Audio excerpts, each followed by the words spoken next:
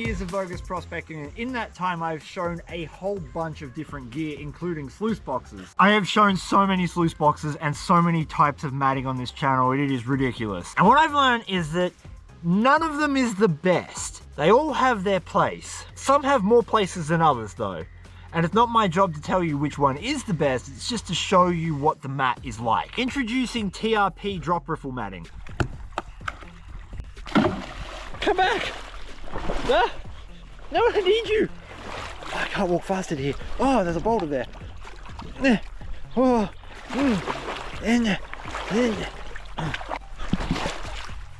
honestly, who throws their tools around like this? My spoon. Before we do anything, I need some dirt with gold in it so I can show you how the mat actually works. That is too heavy for one hand.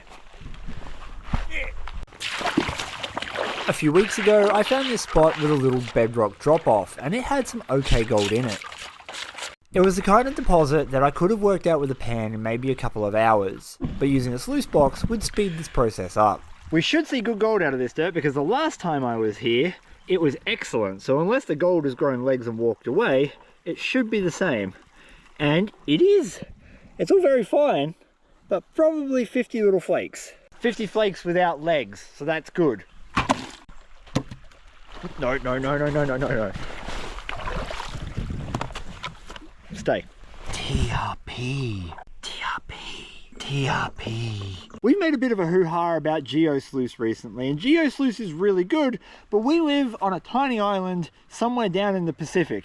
The Pacific? Is that where we live? Which ocean is Australia in? Anyway, it's hard to get it on a little island like this, so we went looking for an alternative. What could you stick in a sluice box that you already have? Well, that's TRP. It's a drop riffle sluice mat that fits into any 10 or 8-inch box. And that's because whoever built this was really smart. They made a 10-inch mat, and if you flip it on the backside, it's got a perforation that you can cut down to an 8-inch mat. To show you this in action, I need a dam. Dam building time.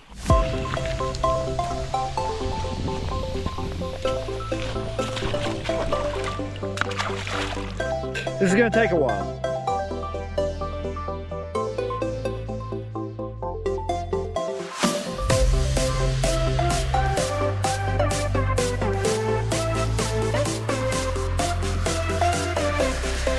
Setting a sluice box like that up doesn't actually require fast water, which is where I see 90% of most beginners set their sluice boxes up. They find a section like this and they're like, oh, look how fast the bubbles are going. Old Frankenberger here will power along. But it doesn't work because you're requiring the water to enact on very small particles of soil, and there's not enough surface area for it to work. What you actually need to do is create a drop. So we've changed the elevation in the water on this side to this side. This side sits higher than the downstream side. Now we've got our old friend gravity on board, and whether you believe in gravity or not, it works. Now you're going to ask me what kind of angle the box goes on? Whatever. It's so dependent on what kind of soil you're running and what kind of water velocity you've got over what kind of drop. If the dirt's doing this, too much of everything. If the dirt's doing this, not enough of something. Change one of the variables, water flow or drop. The other thing people get wrong is they stick this end of the sluice into the water, so it's buried. As soon as the dirt hits where the water goes slack, it'll stop. You actually need this end of the sluice to be out of the water. Let's make those adjustments. There is a little bit of drop in this sluice box. I don't know if it's going to be enough, so we're going to test it with a handful of gravel. The first thing I'm looking for is this V or X in the center of the sluice. If that X is in the center of the sluice, it means the velocity is even across the mat. If it's on an angle, it means that the water in the front of the sluice box isn't coming in correctly. I think we need a little bit more drop. Shovel, bucket, classifier. And normally I would say meat scoops, but today, we got a real one. It's been a while. The gold deposit that I'm working is simply a back eddy. If you would like to find out more about gold prospecting and how to find it where you live, consider hitting the subscribe button because that's what we teach here. For now, we just need water in our bucket.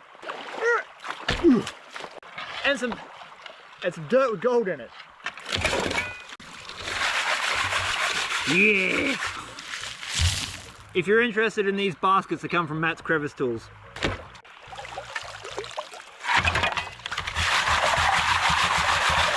that funky rock.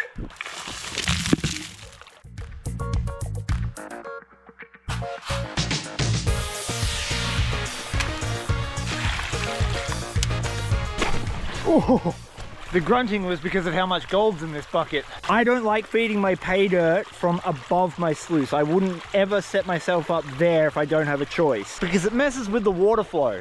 It's kind of like feng shui, feng chi, chi, Chinese proverbs probably, but the point is, if you get up there, it gets funky. One must stay downstream of the flow. The reason we make our soup all the same size is so that itty bitty tiny pieces of gold don't have to fight against really big rocks. Different riffles do different things. The big ones aren't there to catch gold, they're to create turbulence within the water flow. These smaller ones are actually the ones there to catch the gold. So every time you see a big riffle, there'll be turbulence directly after it, and that turbulence might suit a particular type, size, or shape of gold better than another.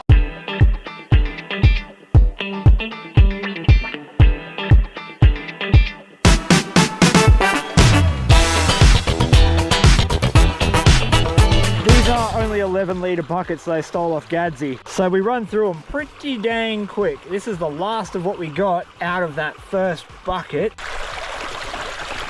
You should be able to see the stones dancing around, and that's ultimately what we're looking for. Remember, we don't want, or we kind of want, which is what we've got. Ooh, and I can see some gold up in here. What TRP and Sluice do really well is that they offer multiple different patterns down their sluice box, which changes the velocity of the water a heap of different times. And those changes are ultimately what allow your gold to fall out.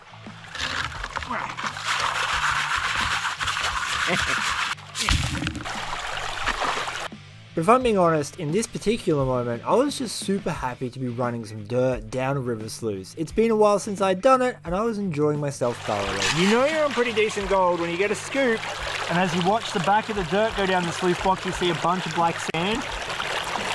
2 buckets down, and I'm already seeing some really nice gold. We're starting to see, after just 2 buckets, a bunch of gold forming the top riffles here and through here. And I can see a few specks in these riffles here. Because most drop riffle sluice boxes offer several different types of riffles in one unit, you're actually maximizing your chances of finding and recovering gold. The biggest problem with repeating patterns, like you get with expanded mesh and more recently dream mat, is that they're really good at catching a band of gold, but not everything. That doesn't mean the other designs don't work, because they certainly do work within their designated band. But there is a reason that big mining corporations add multiple different types of mesh and riffle systems to a single sluice box. And there's no reason that amateur hobbyists shouldn't be doing the same. The devil is always in the details. Any sluice box you use is going to have limitations on how well it performs in any given set of circumstances. TRP matting is drop riffle matting. There are a million different types of drop riffle sluices out there. The one thing that makes this particular sluice mat interesting is that you can stick it in any 10 or 8 inch box that you already own. You don't need to upgrade the box, you can literally buy a $70 mat and be done with it.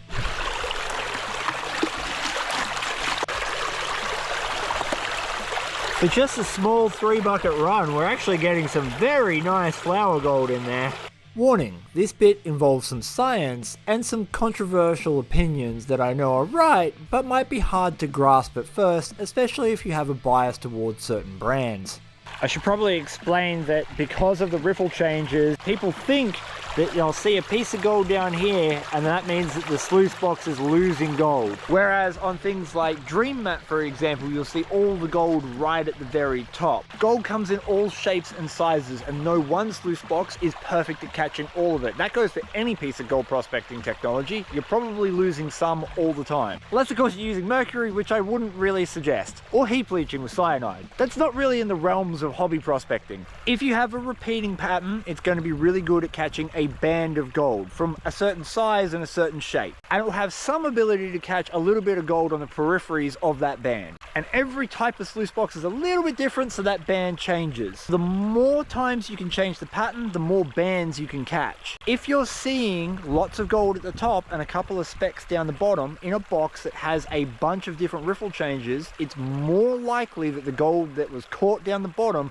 was caught there because of the riffle change, not because it migrated from the top. And conversely, the reason that you see a whole bunch of gold right at the top of repeating riffle types such as expanded mesh or dream mat is primarily because it can catch one type of gold really well, and if it was going to catch that type of gold, it'll catch it as soon as that pattern starts. There's some nuance in that, and it doesn't hold true for every situation. So don't go biting my head off, everyone.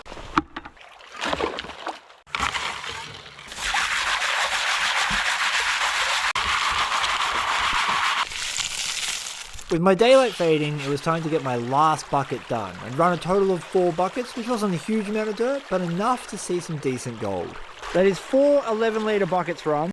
I was going to do 5, but I kind of ran out of pay dirt on that last one. I was really trying to scrape up what I could, so we're going to call it at 4.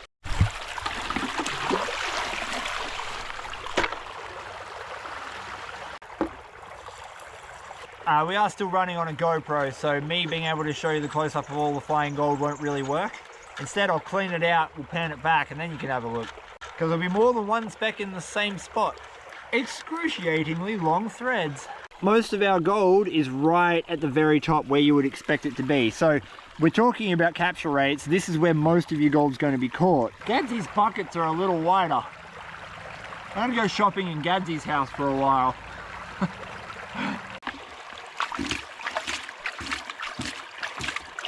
How's that? 4 buckets of dirt reduced down to that, and that was classified. So that there was the equivalency of 12 pans worth of dirt.